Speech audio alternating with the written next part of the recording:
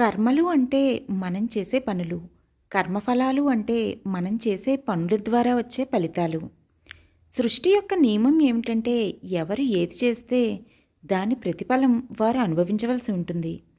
కనుక కర్మలు అవి పాపమైనా, పుణ్యమైనా ఏ ఉద్దేశంతో చేస్తున్నాము అన్న దాని మీద మన వాస్తవాలు ఆధారపడి ఉంటాయి.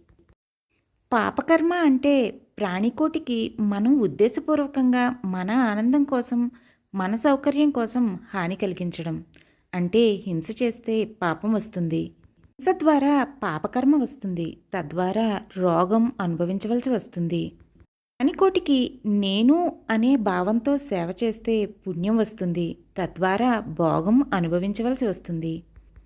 ఇతర ప్రాణకోటికి మనం ఏదీ ఆశించకుండా, ఏ గుర్తింపు కోరుకోకుండా నిస్వార్థంగా చేసేదే సత్యకర్మ. ఇది పాపపుణ్యాలకు అతీతమైన